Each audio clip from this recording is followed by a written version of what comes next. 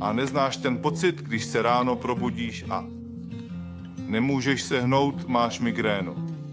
Na záchodě to nějak nefunguje, protože ti nefunguje trávení, jsi ve stresu, celý den je to mučivé. Ta práce je ještě horší. Když přemýšlíš o výzvách, které tě čekají, když se vrátíš z práce, je to šílené, máš pocit, že to je.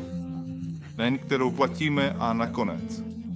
To pravděpodobně zaplatíme zdravím. A ty se tak trochu odevzdáváš osudu.